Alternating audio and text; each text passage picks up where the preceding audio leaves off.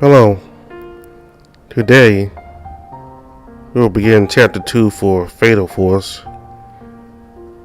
We started Chapter 1 last time, with Drago and Mickey finding Andy being bitten by a werewolf. The werewolf went away, but Mickey wanted to kill Andy because he posed a threat, but for some reason Drago really wanted to take Andy to their home. I think there's something about Andy that caught Drago's attention. I don't think he would have gone quite as far as wanted to help and save Andy if that wasn't the case, but anyway, they decided to, Drago decided to take him to their home. Apparently Mickey may not like the idea of him being in their home because he could change to a werewolf at any moment, just like the one that bit him, and then they might have to kill him. But we're about to start Chapter 2 right now.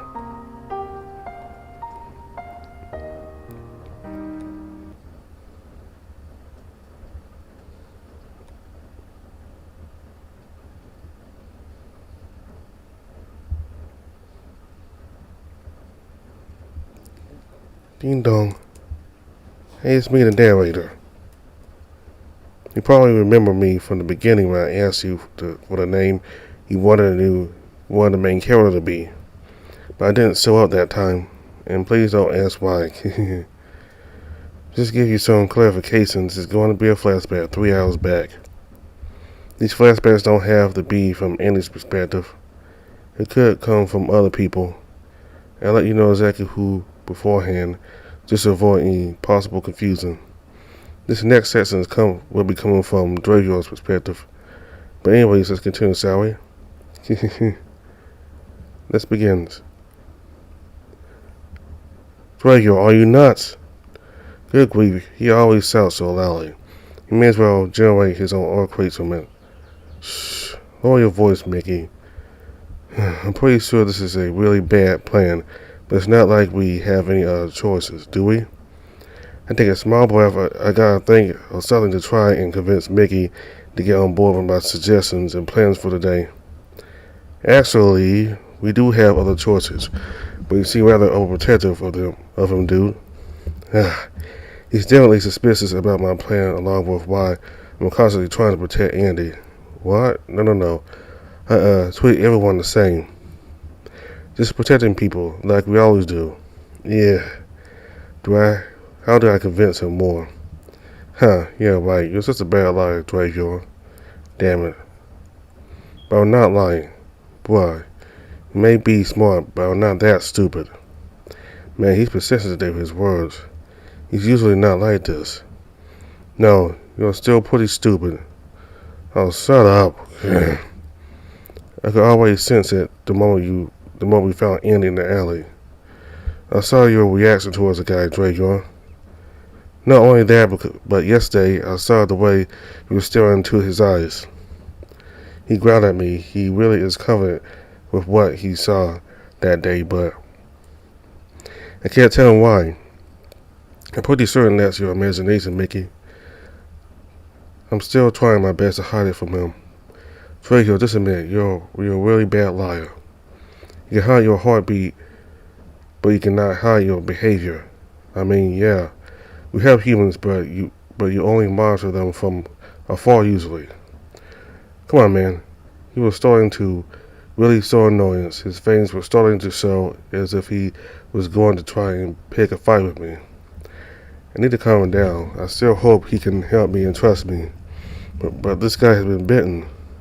So I'll remind you of the time before this where we had a very similar case like this. You remember what you did time, right?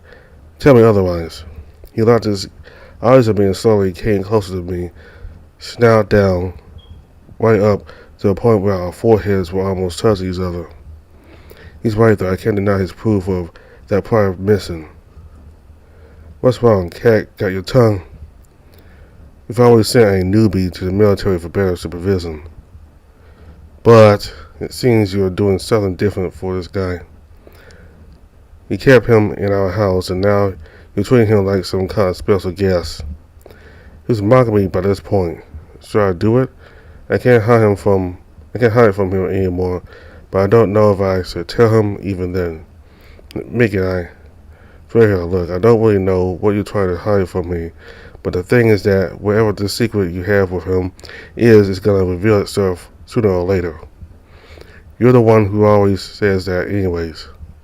He's trying to sway me now, yeah. Mickey, please, I beg of you. Please don't force me to.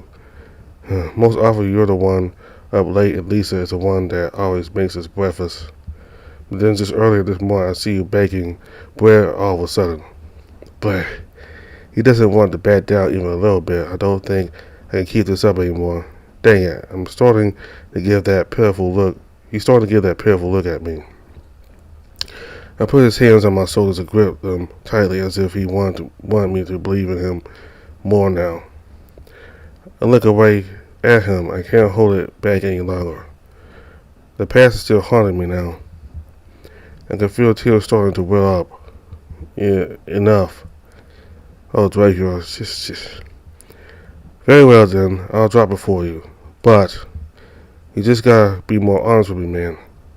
That's my deal for doing whatever your silly task is that you want. Mickey smirked at me. I guess there was no turning back now.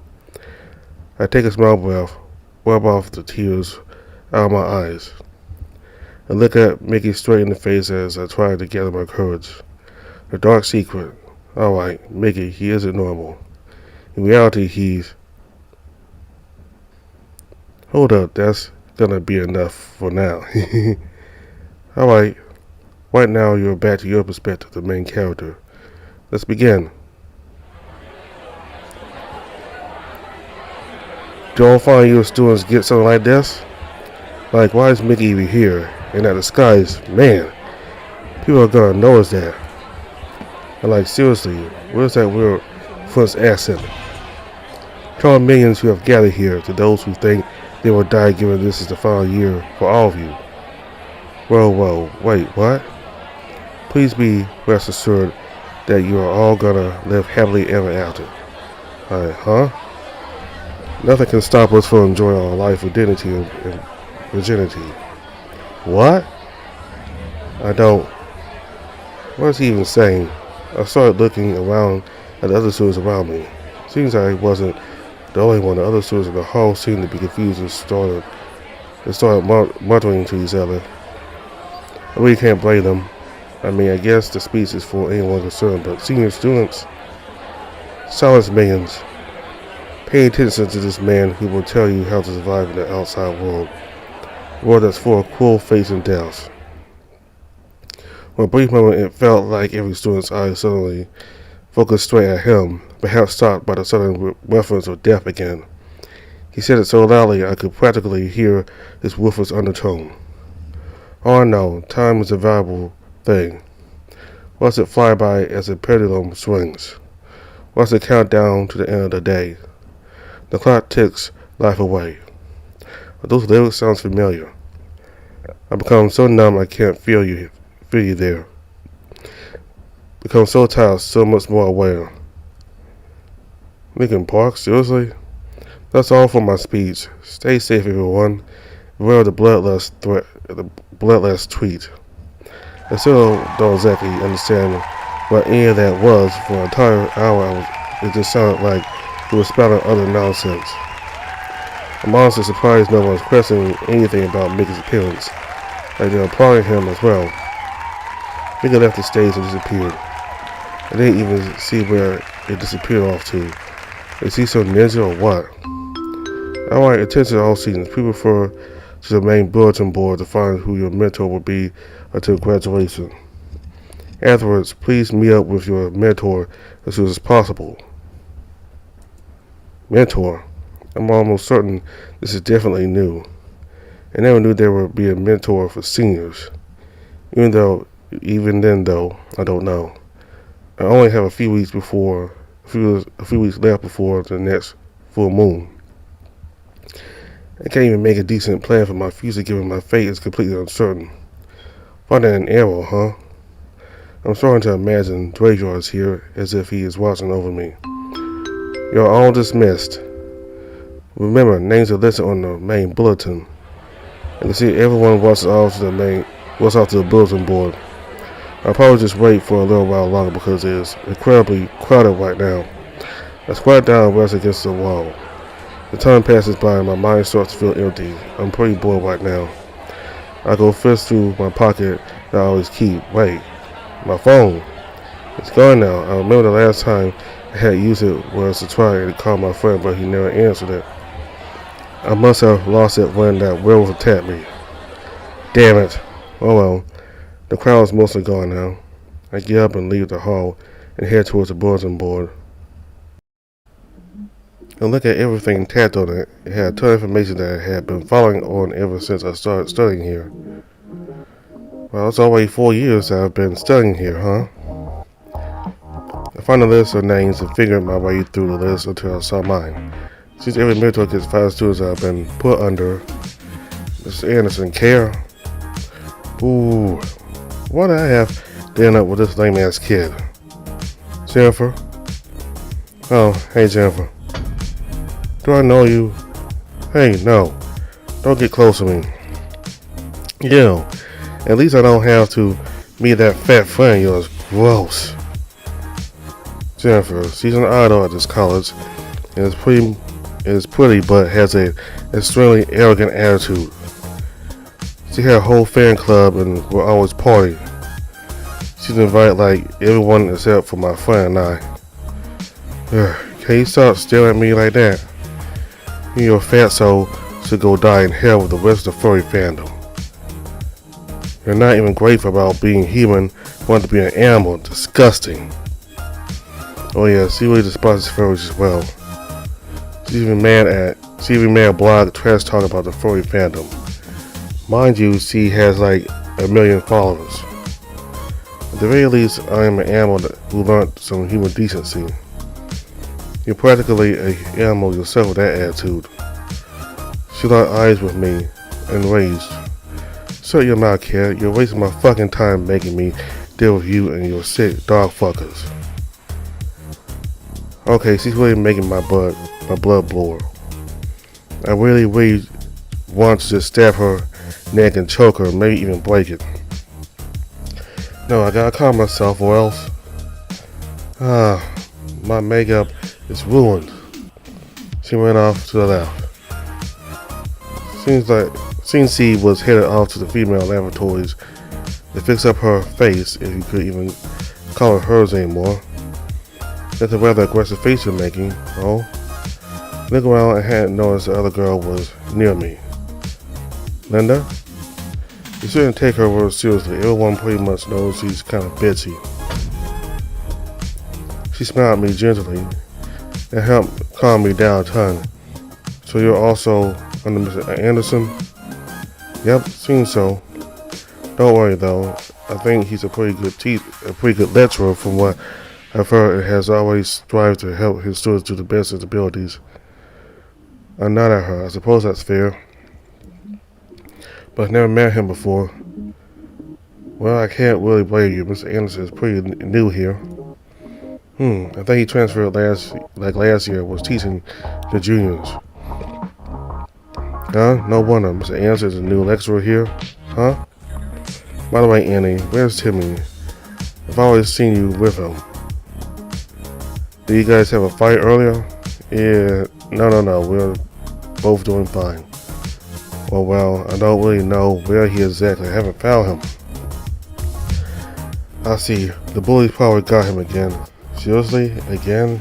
He's always been bullied since middle school, all the way into college. He's still being bullied. There's a bunch of juniors that like bullying him as well.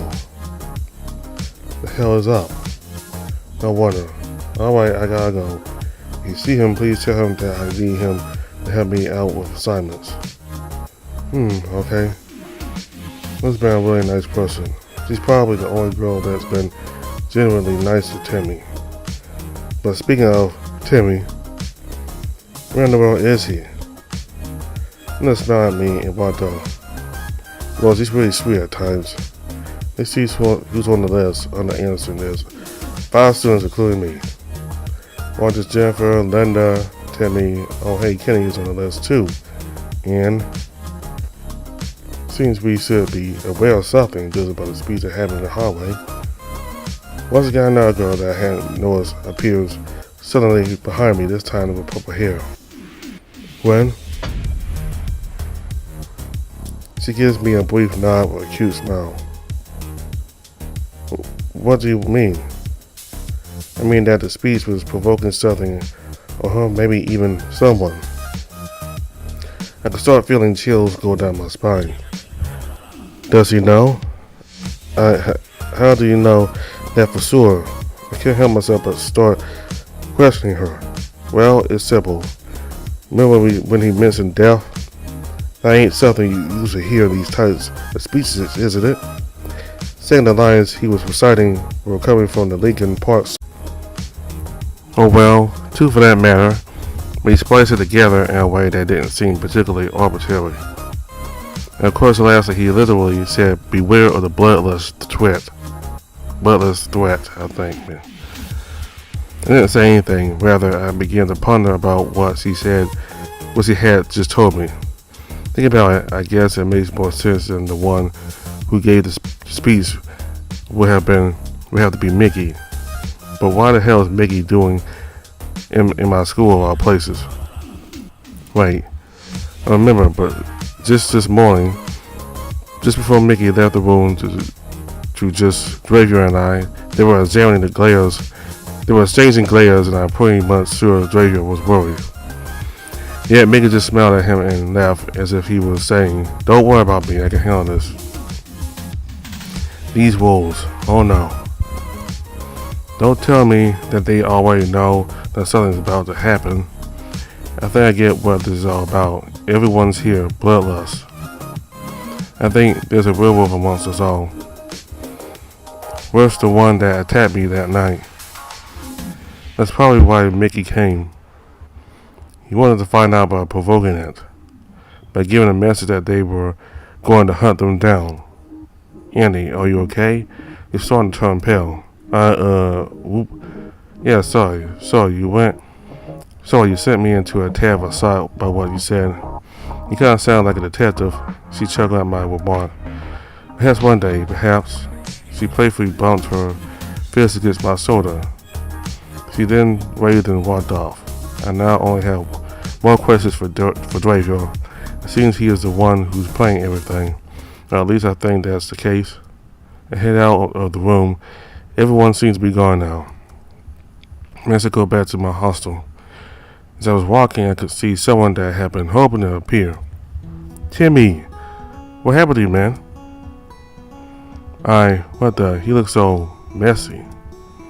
Lifeless, he kind of has that toilet stall stance as well. Andy. Timmy, are you okay? Did the bullies do this to you? I think I accidentally startled him. I raised my voice a bit too quickly. Oh, sorry, Timmy, I didn't mean to frighten you. I tried to comfort him by putting my hand on his shoulder. I'm alright. I'm pretty much used to it. No, this is not okay, Timmy. You should report them and... No, don't worry about it. I'm fine. See him like this, it just saddens me so much. I'm the one that should be saying sorry to you, Andy. Yeah, what do you mean, Timmy? Remember a few days ago on the day of FurCon, I was supposed to come to see you and buy tickets together, but I didn't. Don't worry about it, Timmy. But what happened? Well, a lot happened that day. I'm pretty certain I got wild and it's fine, Timmy, believe me. We can make it next time together. I smiled at him warily, hoping he'd at least cheer up a little bit. Honestly, I feel really bad, though, for that to happen. Man, that day was really the day of tragedies, huh? Don't worry about me, I'm strong. Yeah, right. We both laughed it off awkwardly. It seems he's a bit more cheered up now. Well, I better go home now. I'll see you later, Andy. Oh, by the way, I heard you got sick for the past 3 days. It was probably my fault to let you. Oh, it's completely fine, Timmy. Want me to walk with you? Nah, it's fine. My dad's always waiting for me outside ever since the robbery. Besides, my parents are just generally worried about me. I see. Please be careful then. Timmy smiled at me and laughed, waving at me as he walked. Even though he's not exactly in the best of states, he's still my best friend. We always share our powers together. If I can control this werewolf power, I'll definitely try to protect him. Also sick, I was not calling for those few days after the attack. I guess Radio was fabricating some excuses for my absence in college. I continued walking down the path until I reached the next building. I opened the door and stepped in. It seems oddly quiet here. Where did everyone go? I walk up to where the lift is, step in, and call for the 6th floor where my room is located. I opened my dorm's room. I nearly had a heart attack. There was a huge black figure sitting in front of my study table. He has such terrible handwriting, boy. Graveyard. Yo. He looked pretty thrilled. He looked at me with such an innocent while still holding my notebook. So how did he even get in here? Well, I just strolled in and opened the door. He was already teasing me. But like, surely people are going to notice that you're a wolf and wait, did Zero come with you? Even though it hasn't been long that I've known them, I have a faint idea of how Zero smelled like. Draco pointed toward the bed. A picture? Look carefully. I walked up near the picture. It seemed to be a large painting of Mona Lisa. It said one with Zero's face on it. Zero had been staying pretty much completely still for a few moments, then suddenly blinked at me. Are you serious? You guys are insane. Yeah, but it was still fun, right, Zero? Yay! He's always screaming in happiness. So now it's you, Zero and Mickey. You guys came here with just these kind of disguises. What people notice? I mean, maybe. That's not exactly the answer I wanted to hear. I stared at him with curiosity in my eyes, hoping I could get a proper answer. Draco ignored me and kept reading my notebook, occasionally chuckling at some of its content as he flipped through. Yeah, this wolf really likes to make fun of me. Finally, Draco looked up from my notebook with a small grin. Alright, fine, I'll tell you how, but I'm not sure if you're going to believe me or not. Just tell me. Well then, first I need you to close your eyes and don't peek. Well, alright then. I closed my eyes hesitantly. Moments later, I could hear him saying something about a prayer upon the secret technique art of the wolves. Hidden. Is this some kind of mantra or spell? No response. The room was dead silent. Draco? Still no response. I opened my eyes slowly. He's gone and Zero as well. I could feel my head being poked by someone. I swiveled around to see who was behind me. Hey, I already told you to not peek. He should now looked at me with a slightly peeved face. Then what? What gives? How are you supposed to show me if you tell me to close my eyes? I growled at him. Draco chuckled. Is he really just teasing me again? I saw my angry face at him to try and see if he'd understand that I don't like being made a fool of too often. Instead, he just smiled and brushed my head with his huge hand. How so serious, silly head? He keep on making fun of me.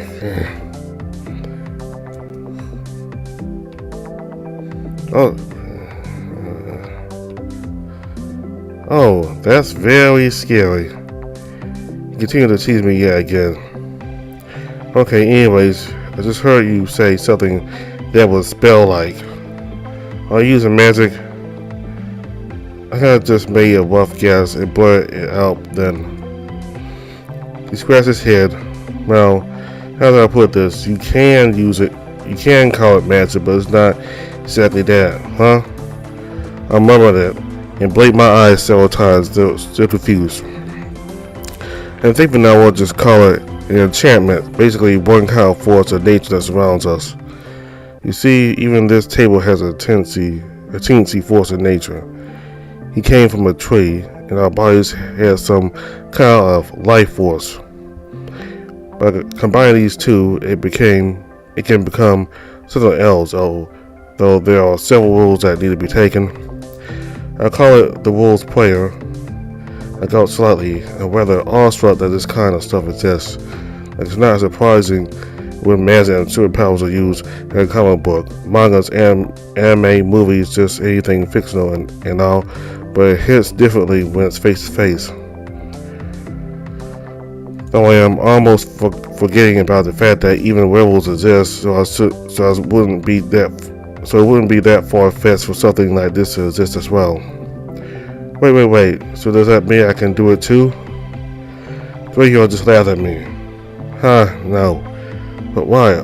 Or are you just being stingy, not teasing me because you're scared I might be better than you, Wanted to try to tease him back with a smile, though he just rolls his eyes. You probably still can't even if I actually tease you. Unless you've seen that. He's always really vague about his words again. That. What is he trying to imply here? Well, it's hard to explain because it's my first time I've ever seen that. I just kind of knew how to do it.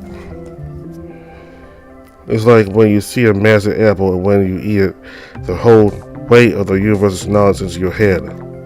He continued to explain further with a confident smile, but I could pretty much tell that it's gotta be a lie. He really thinks I'm dumb enough to not notice that he's just ripping off of things from an anime, Full Metal Alchemist. I decided to try to test him by giving off some blatant keywords. Let me guess, after you see that door, you certainly know everything and can make magic by clapping your hand. Yeah, precisely. Damn it, I knew it, he really is making fun of me right now. I grunted at him. I swear he enjoys teasing me far too much and can't even take me seriously, damn it.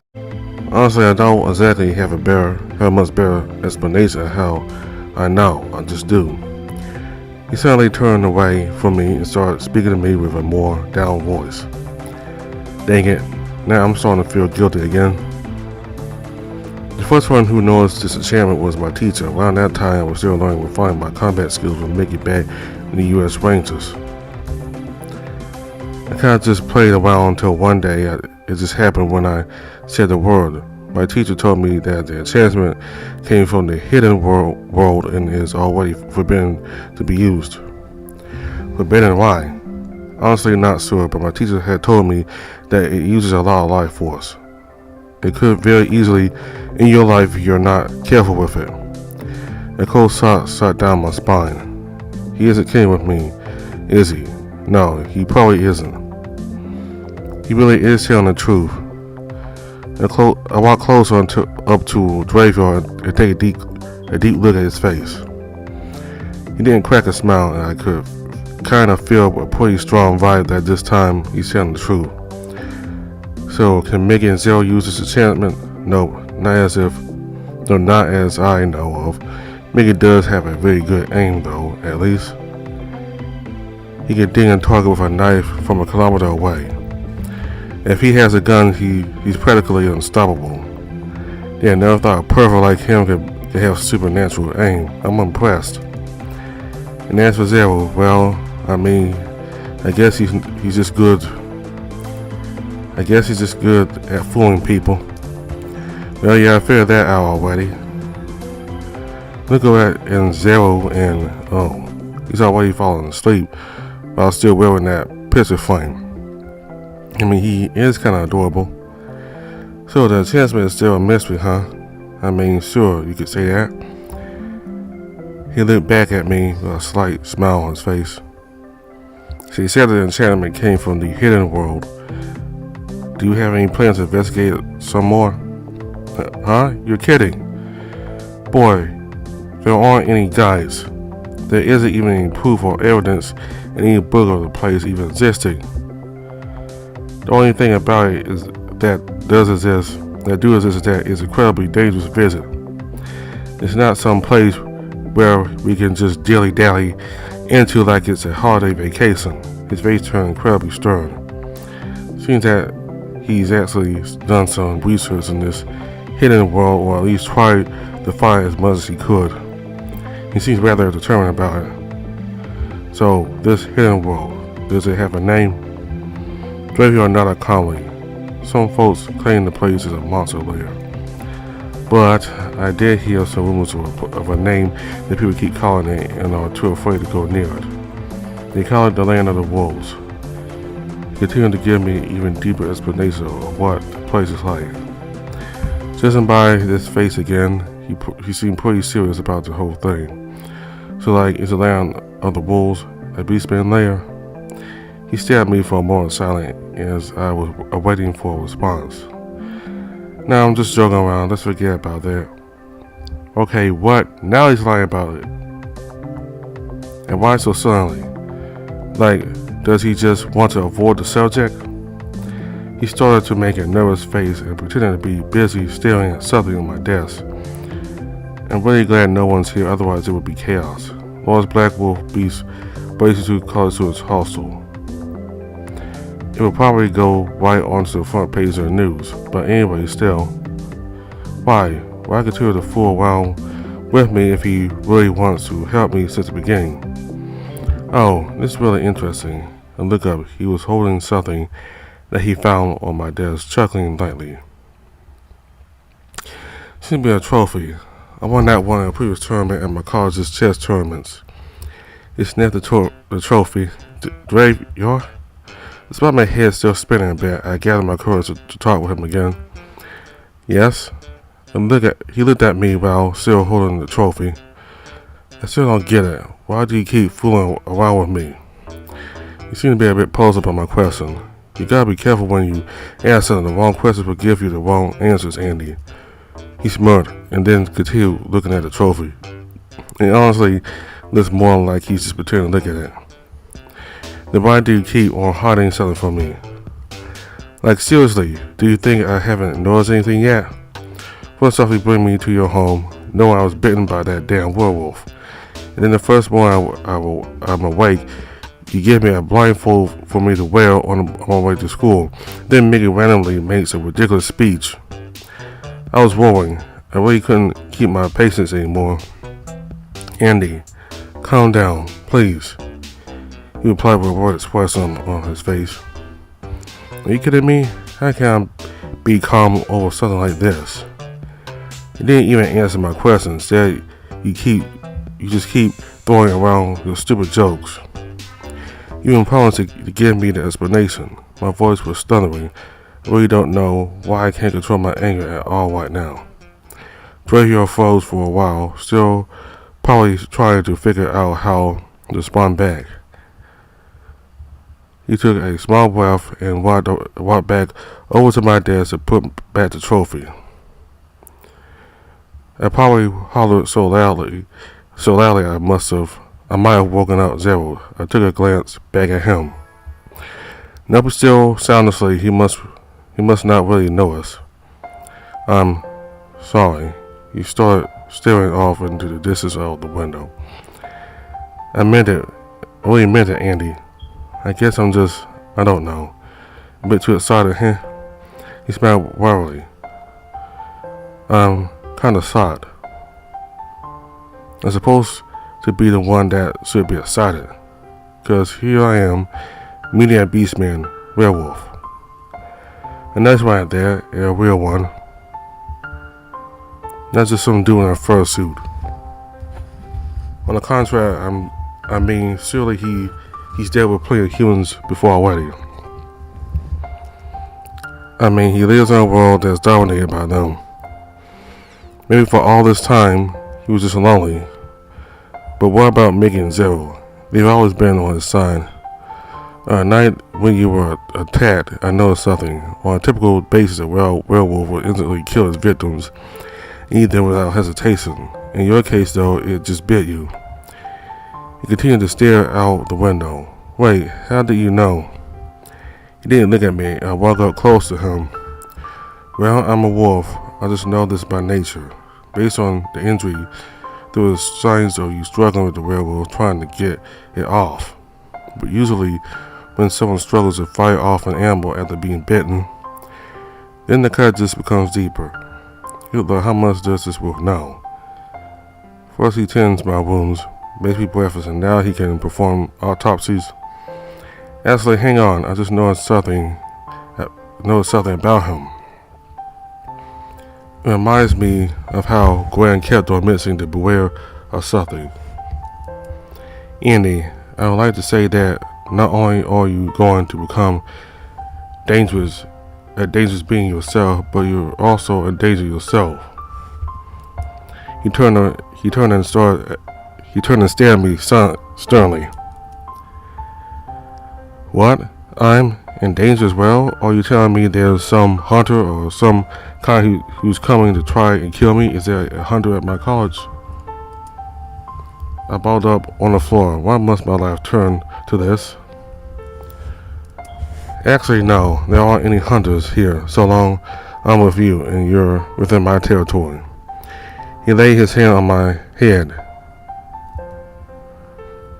What do you mean by your territory exactly? My head was feeling pretty heavy. Is his hand really that heavy or what? Well, a lot of the information is classified, though I can try to make it as easy as I can for you to understand. In short, we make agreements with some people, and as long as our purpose is served, they won't send any hunters to our area. What happened to was just one part of our mission to capture that werewolf? He froze for just a moment, shocked. Just as I thought, that was their real plan. He relaxed and chuckled. He lifted his hand off of my head and looked at me with a gentle smile. 100 marks for you. What made you figure it out? He scratched the chin of his muzzle, thinking. Mickey's speech. It was to provoke it, right? I pretty much knew it the moment when Gwen was talking about it. Wasn't fully sure about it up until Draco revealed a little bit more information about it. Though something still feels off about it. Exactly. Did you figure out why today we only did it for seniors? I know that answer. Surely it must be.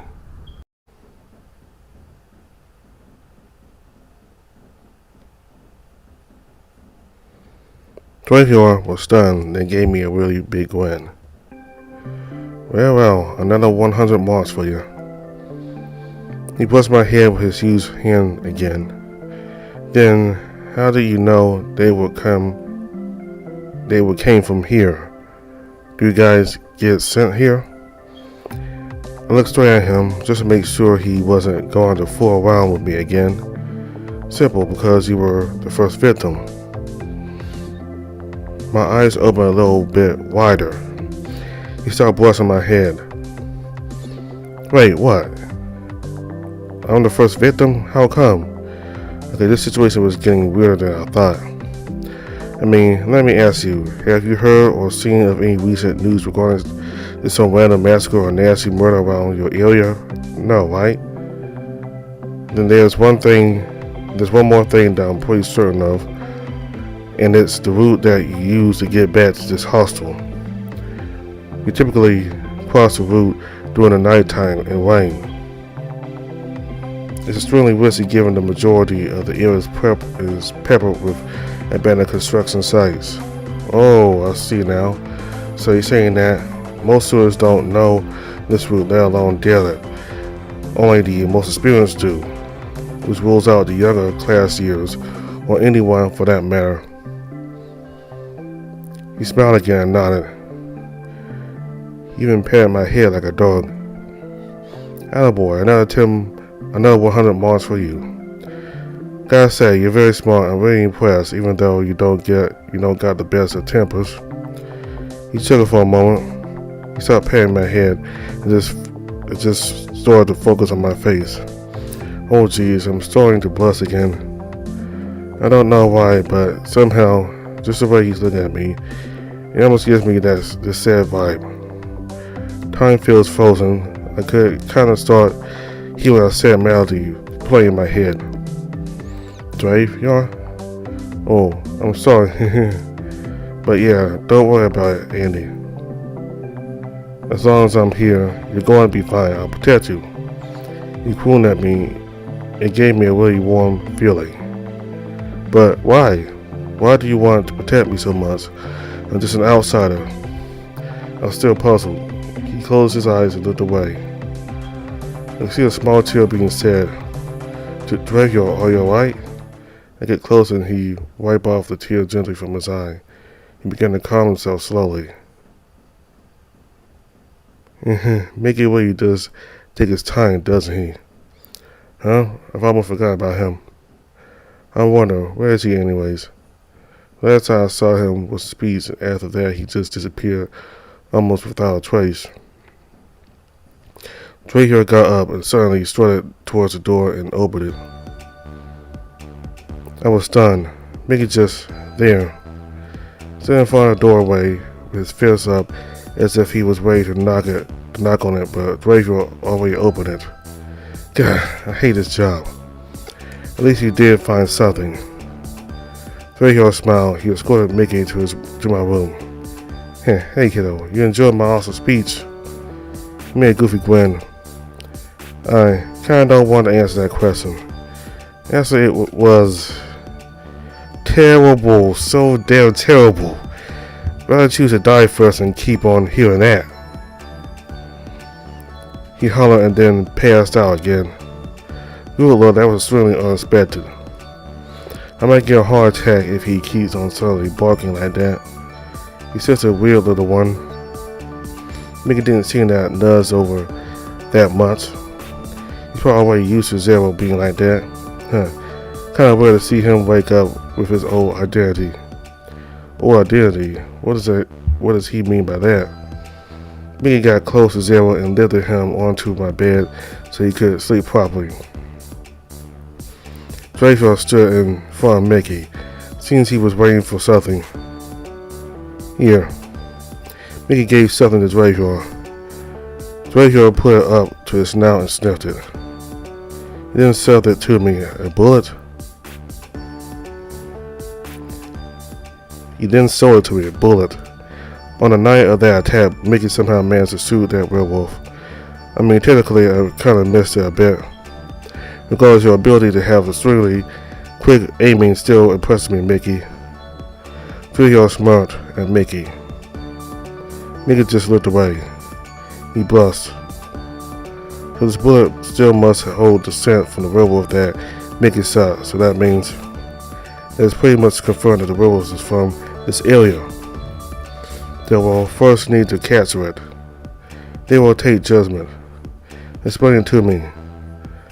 I'm now a lot more sure this time that I will get to know who it is soon. There's something you all need to be worried about. Be worried of more than this werewolf issue, by the way. Mickey stood up from my bed slowly, avoiding waking up Zero. I need to show you something that I just found. Mickey looked at Drago with a stern face. Drago only nodded in silence. I think you should stay here with Zero. I need to check on something. No, I want to come too, please. I stared at Drago, I hoped that he'd approve. But this might be, well, too much for you. Let's bring him along, Drago. He also deserves to know. Drago sighed. He looked very worried. Don't worry about me, Drago. I'll be able to handle it, alright? Besides, I'm already a werewolf. What worse can really happen to me anyways? Drago looked at me for a moment before silently nodding and smiling at me. Very well then, let's go. We'll leave Zero here for now. He'll be just fine. I mean, it's not like it's gonna take us too long to get there anyways. There? I looked up at Mickey, who was already making his way out the door. Yeah, the cafeteria. Huh? What did Mickey find in the cafeteria?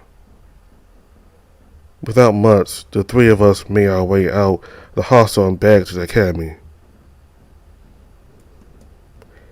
The cafeteria is located in the main building. It only took around 7 minutes to arrive there. I kept on looking around while the three of us were walking.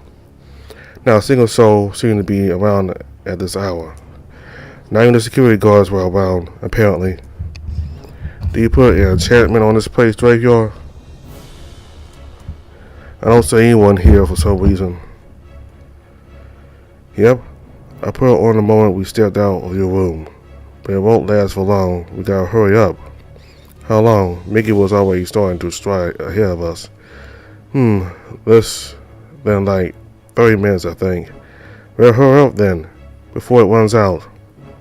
I could hear some of the growling undertones again in his voice. What happened to the cafeteria anyways? We finally arrived at the cafeteria, still open but again completely desolate. While Draco's enchantment is pretty damn impressive. Mickey pointed at a location. There was another room behind the cafeteria, the kitchen. I tried to bullet here in this kitchen, but I found something else disturbing to me in it. He kept on pointing at the room. Draco stepped up to it and rattled the door handle. Locked. Draco began to focus at the door and started to growl under his voice. By the prayer upon the secret technique art of the wolves, Zevolono. He nodded against the door, but I imagine the plain door turned to something pretty damn hideous. It looks like it comes from a horror film. He pulled the door open. Don't get near it. Mickey grabbed me by the wrist and pulled me back. I could vaguely make out what was inside the room. It was a complete mess, red liquid splattered everywhere in a small box. Draco walked up to the box and opened it. It seemed to be still fresh. I can still sense the blood flowing through the veins inside the flesh. Poor girl. Huh? Girl. Without a second thought, I freed myself from Mickey and stepped into the room to see what it was. Oh dear God. Never in my life would I actually ever think to witness something like that in real life. I've only seen it in movies. Human flesh cut into pieces. And then I see the head floating. I recognize it. That's not possible. I just met her this morning and now she's completely mutilated. I can feel a sudden force pressed up my throat. I can't stand looking at it any longer. I bolt out of the room and throw up. It seems that you recognize her, Andy. Of course I know who it is. It's just hard to believe. I hold my breath to stop myself from puking even further. She's so energetic this morning. And now she's completely lifeless, murdered by a werewolf? That's Jennifer. It seems then that this is getting far more complicated than handling an ordinary wild werewolf. But what? What do you mean? It means you are in far more danger since something else is actually involved here. It struck hard in my mind. I could see my hands trembling. Wait. There's more than one werewolf at this place? Wow, a werewolf cutting his meal before consuming. How incredibly rare. Or, well, I mean, we also do that, but not to human flesh and with some more decency. He smirked. It's not a werewolf. Treasurer looked at me. His face made it feel like my death day was a mall. Time just about felt like it had grinded to a halt. None of us had anything more to say for a while. We were still standing in front of the massacre room. Then who or what are we dealing with? Treasurer took a small breath and uttered something that was about to make me regret asking. It would be about to send me into my next nightmare. Wendigo.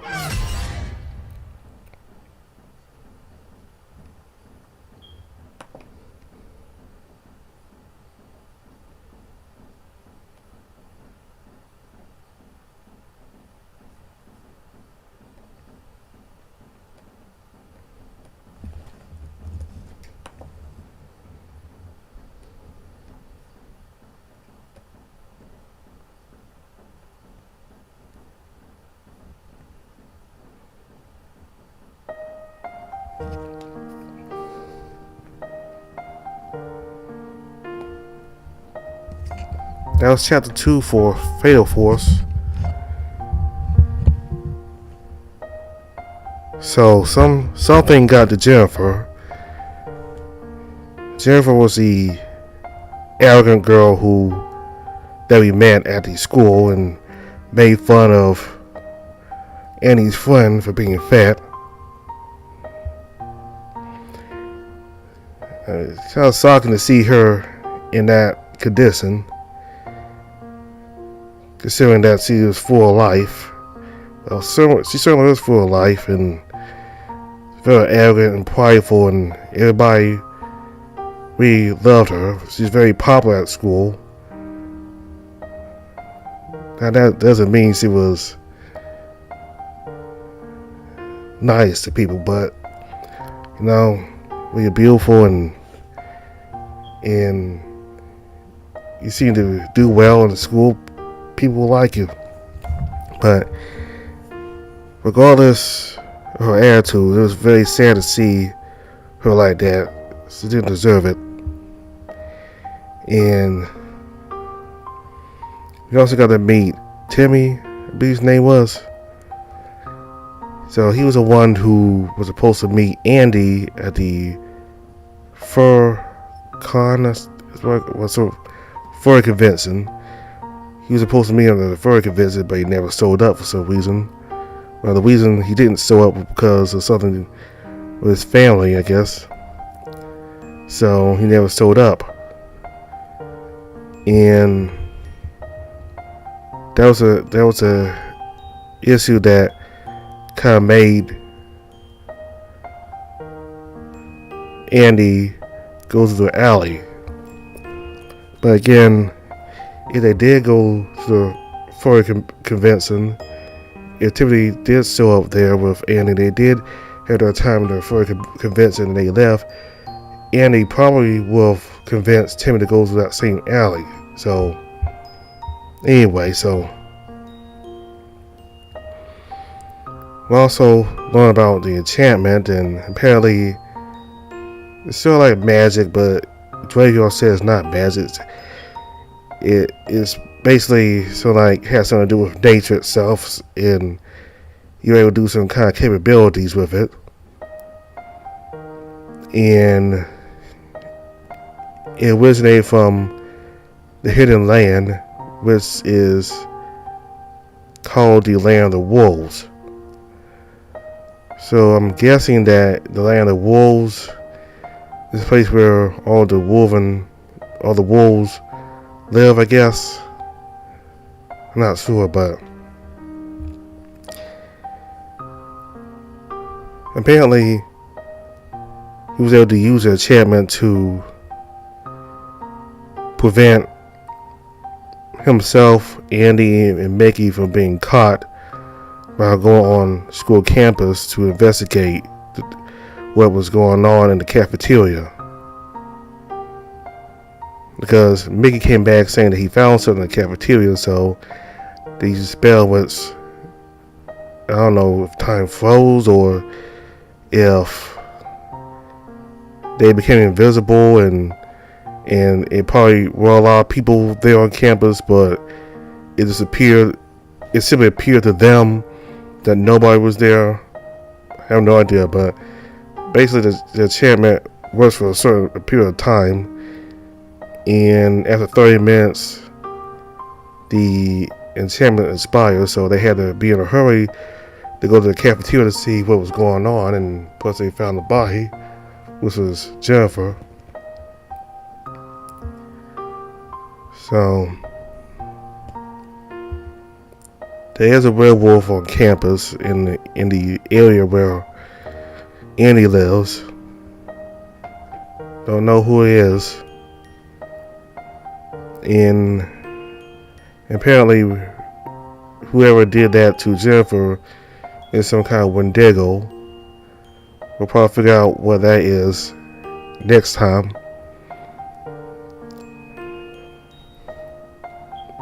So those flashbacks of Dravior and Mickey,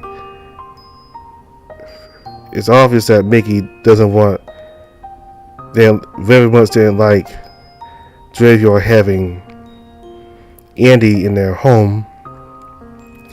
He's quite angry about it and gave Graveyard a hard time over it. In that there was something that Graveyard was hiding from Mickey. But it was obvious. I kind of figured that. I mean, well, I've been playing the game for 2 years, but even from the time when I first started playing the game and on my own, I always figured that Mickey did not like the fact that Andy was living with them, because when he tried to wake up Andy the very first morning he's in their home, he told him to wake up in a current harsh way, and then he threatened to pour water on him. That's when Graveyard stopped him and he decided to wake him up himself. So it's obvious now that Graveyard doesn't much like Andy being in their home. I mean, Mickey. It's obvious now that Mickey doesn't like Andy being in their home. Anyway.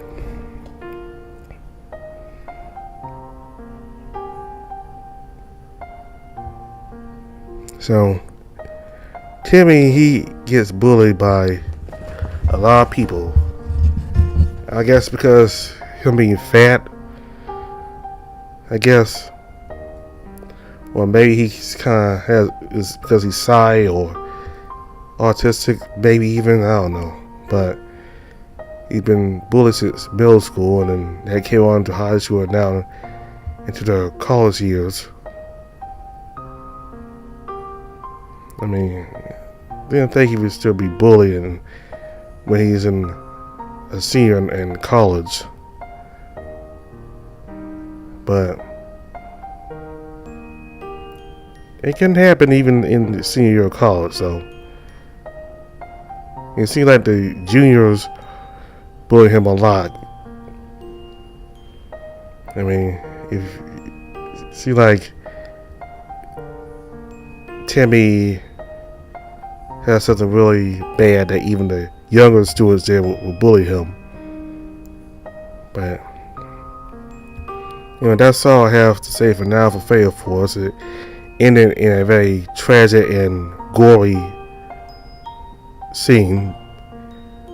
So this proves that this is certainly not a VN that's all funny and laughter and just silly and just non-serious stuff. There's very dark and heavy themes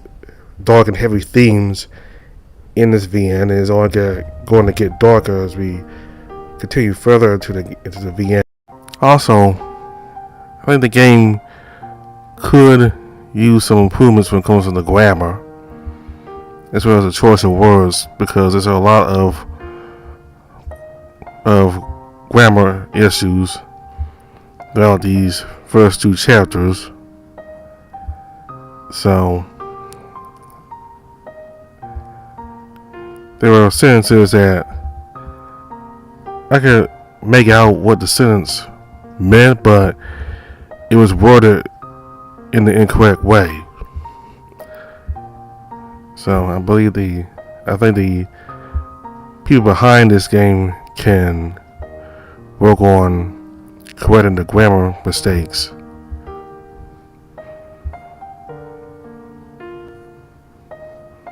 So that's all I have for now for Fatal Force.